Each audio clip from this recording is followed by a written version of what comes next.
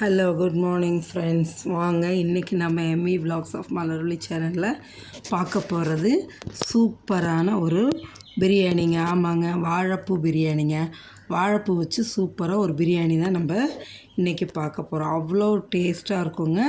நல்லா சாப்பிட்றதுக்கும் சிக்கன் பிரியாணியோட டேஸ்ட்லேயே இருக்குங்க. ஆனால் அவ்வளோ டேஸ்ட்டாக இந்த வாழைப்பூ பிரியாணி பார்க்கலாம். பாருங்கள், அதுக்கு தேவையான பொருள்: வாழைப்பூ நல்லா சுத்தம் பண்ணி எடுத்து வச்சுருக்காங்க. அந்த உள்ளே இருக்க நரம்பு தடியாக இருக்கும் இல்லைங்களா, அதுவும் அந்த கீழே ஒரு எதல் மாரி இருக்கும், அதையும் எடுத்து சுத்தம் பண்ணி எடுத்து நறுக்கி தண்ணியில் போட்டு வச்சுருக்கேங்க. வெறும் தண்ணியில் இல்லை, மோர் தண்ணியில் போட்டு வச்சுருக்கேங்க. ஒரு 3 டம்ளர் அரிசி, பிரியாணி அரிசி, பாஸ்மதி ரைஸு ஊற வச்சுருக்கேங்க. இதுக்கு தாளிக்கிறதுக்கு பிரிஞ்சி இலை, மராட்டி மொக்கு, அன்னாச்சி பூ, ஒரு 3 பட்டை, 3 ஏலக்காய், கொஞ்சோண்டு கல்பாசி, ஒரு 4 கிராமுங்க. இதெல்லாம் தாளிக்கிறதுக்கு தேவையான பொருளுங்க. பாருங்கள், 2 தக்காளி, 3 தக்காளி நறுக்கி வச்சுருக்கேங்க. 2 காஞ்ச மிளகாங்க, அதோட ஒரு 7-8 பச்சை மிளகா 2ஆக கீறி வச்சுருக்கேன். பெரிய வெங்காயம் ஒரு 4 நறுக்கி வச்சுருக்கேன். ஒரு 15 முந்திரி பருப்பு எடுத்து உடச்சி வச்சுருக்கேன். தேங்காய் கொஞ்சம் எடுத்து வச்சுருக்கேங்க.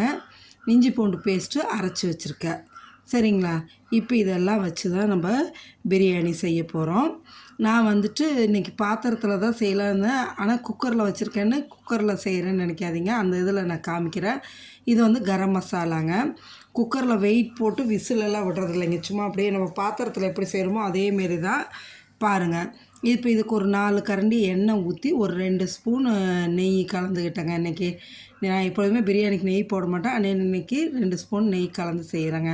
காஞ்சதும் இந்த தாளிப்பு ஜாமான்லாம் ஹோல் கரம் மசாலா போட்டுக்கிறோங்க. பட்டை, கிராம்பு, ஏலக்காய், கல்பாசி, இந்த பிரிஞ்சி இலை, மராட்டி மொக்கு, அன்னாச்சி பூ இதெல்லாமே போட்டு நல்லா பொரிஞ்சு வந்ததும் அந்த 15 முந்திரி பருப்பு உடச்சி வச்சுருக்கோம் இல்லைங்களா, அதையும் எடுத்து போட்டு நல்லா வதக்கி விட்டுட்டு வெங்காயத்தை போட்டுக்குங்க. வெங்காயம் போட்டு வதங்கணுங்க. நல்லா வதக்கி எடுங்க. பொறுமையாக ஒவ்வொன்றா நல்லா வதங்கி எடுக்கிற நேரம்தான் அந்த டேஸ்ட்டை என்ஹான்ஸ் பண்ணி கொடுக்குங்க. நல்லா வெங்காயம் வதங்கினதும் அதோட பச்சை மிளகா போடுங்க. பச்சை மிளகாயும் போட்டு நல்லா வதக்குங்க. பச்சை மிளகாய் முழுசாக போட்டிருக்கேன்னு நினைக்காதீங்க, முழுசாக போட்டால் வெடிக்கும். நான் 2ஆக ஸ்ப்ளிட் பண்ணி தான் போட்டிருக்கேன். சரிங்களா? அந்த தக்காளியும் எடுத்து இதில் போட்டுருங்க. போட்டு நல்லா வதங்கி வரணுங்க. வெங்காயம், தக்காளி இதெல்லாம் நல்லா வதங்கி வரணும். இதில் ஒன்று நான் இன்றைக்கி மிஸ் பண்ணியிருக்கேன். என்னென்னு கேட்டிங்கன்னா, புதினா கொத்தமல்லிங்க. எங்கிட்ட இல்லை, அதனால் நான் போடல. நீங்கள் இருந்துன்னா அதை சேர்த்துக்கிங்க. சரியா? இப்போ நல்லா வதங்கி வந்ததுக்கப்புறம் நறுக்கி வச்சுருக்க இந்த வாழைப்பூ இருக்குங்களா, நறுக்கி வச்ச வாழைப்பூவை எடுத்து அதில் போட்டு நல்லா கிளறி விடுங்க. கிளறி ஒரு 2 நிமிஷமாவது நல்லா கிளறி விடுங்க.